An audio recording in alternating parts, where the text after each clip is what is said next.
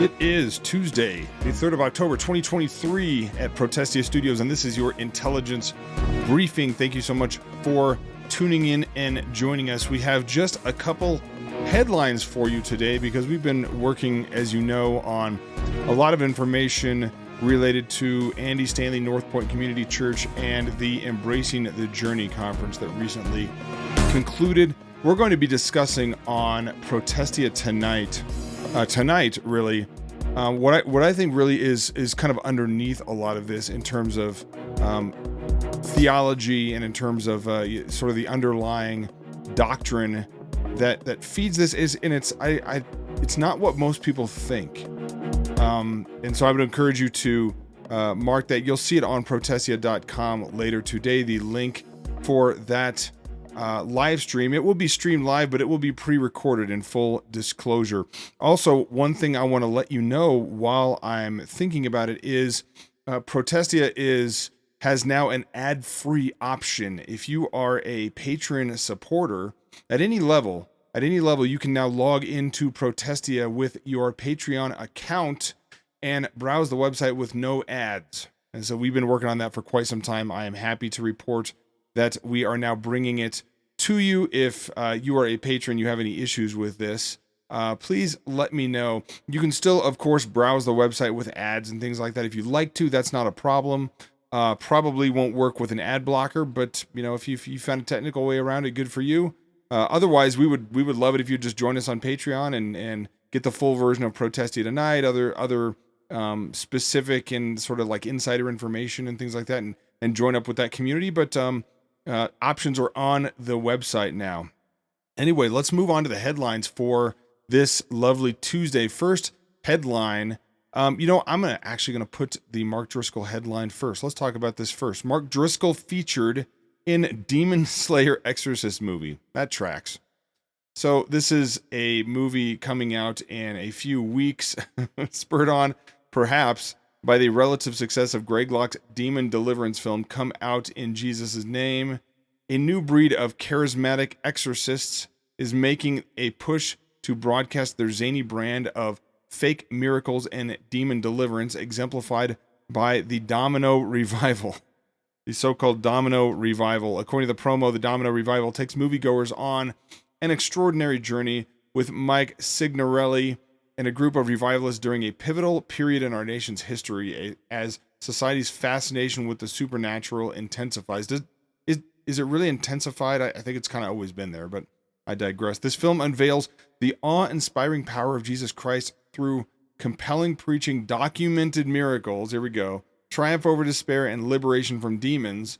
The Domino Revival captures the essence of spiritual hunger, delivers a profound cinematic experience. Well, I'm sure it does deliver quite the experience. Now, even before, I'm going to watch a little bit of this little YouTube preview or YouTube trailer here. But safe to say, part of the reason that a lot of these so-called deliverance ministries are focusing on purported demon possession and their ability to rid somebody of demons is because it belongs in that internally verified, unfalsifiable category that is so popular among postmoderns and so popular among the culture as it stands. And it's actually going to be a big component of what we talk about with regard to Andy Stanley and North Point Church, and really the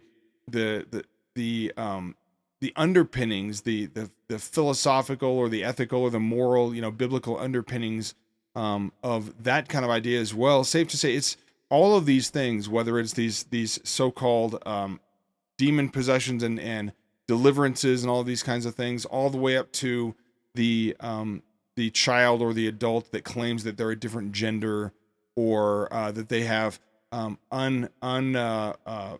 addressable or uncurable attractions one way or another. These all belong in the category of internal, subjective, unverifiable things. And we'll get into that as we talk about the Andy Stanley stuff. But let's watch a little bit of this Domino Revival and see what we're actually looking at here.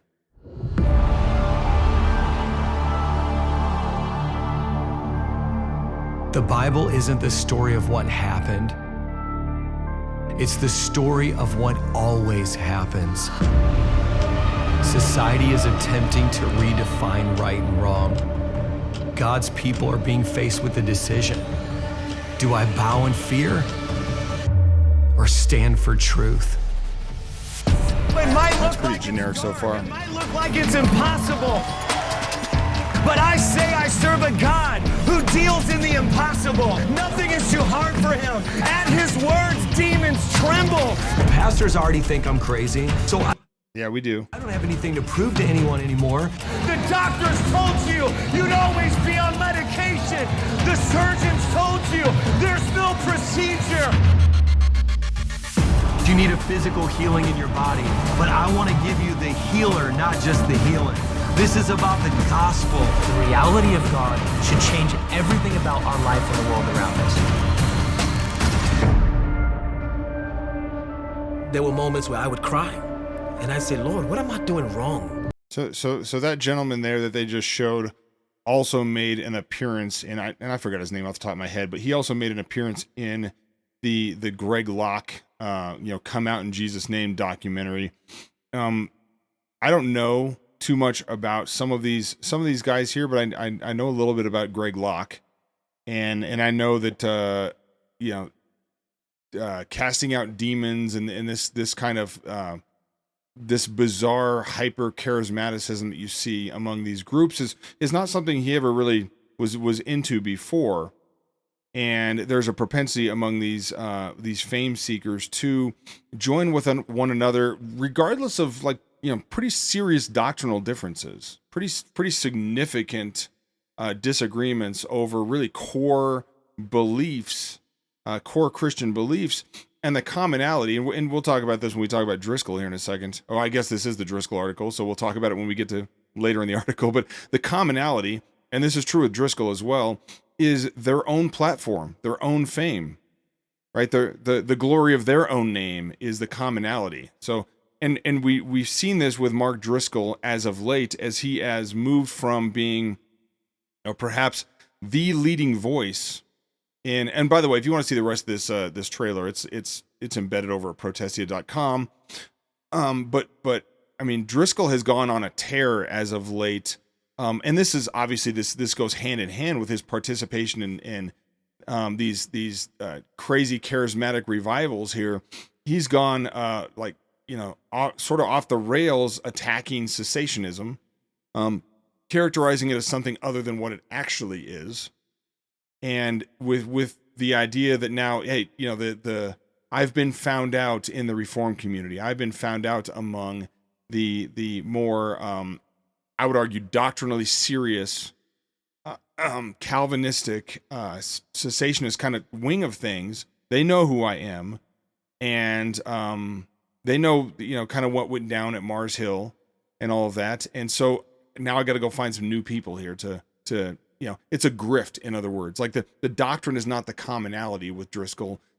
The only commonality is his own platform, his own fame and fortune, his own pride. Those are the commonalities. So this is a screenshot of Driscoll's Facebook page. It looks like the Domino Revival that he's excited to be part of. Incredible new film. Now, we're not sure, obviously, if this was actually written by Mark Driscoll himself or some PR person, but safe to say we got a bunch of links in the article here linking to all of the troublesome information about Mark Driscoll. And by the way, this can be one of the most dangerous, while I'm on the topic, this can be one of the most dangerous types of false teacher, is the cult of personality teacher, where the doctrine is up for grabs. It's like whatever doctrine they need to teach in that moment to advance the glory of their own name is what they do. And I would argue, obviously, Driscoll falls in that category because within just a few years, wild swings in what he supposedly believes on a convictional doctrinal level, wild swings from left to right, wild swings from, what he supposedly believes about, charismatic gifts, wild swings with what he supposedly believes about salvation, all over the place. And the only commonality is, listen to me, follow me, in it very much a typical cult of personality sequence of events, cult of personality series of symptoms with Driscoll. Go over to protestia.com to read the rest of that article and see all of the other links if you are unfamiliar with all of the different things that have happened with Mark Driscoll over the last few years. Next headline at Protestia, Andy Stanley's Embracing the Journey Conference, a full report and expose, part 1. So there's more information coming out about this, but we have our usual list of all of the evidence pointing to Andy Stanley and North Point Community Church's capitulation on LGBTQ issues. And then just sort of an intro about what we found out being over there at the Unconditional Conference and some of the things that they were teaching. The fact that apparently they were aware of Protestia. Some Christian blogger said, I get one of the folks at the conference said, yeah, some Christian blogger has been attacking us and blowing the whole thing up. Yeah, I guess. I mean, if by blowing the whole thing up you mean telling people what's going on, telling people who are, revealing who are the teachers, who are the people involved, what they believe, what their lifestyles are like, is blowing it up. I mean, it's, the evidence is out there for anybody willing to accept what's going on. So we got some shots in here of some stuff in there. Now, we have had a little bit of, I'll address this real quick. We have had a little bit of criticism about, hey, they said that you couldn't record and this and that and the other to protect the privacy of the attendees and whatnot.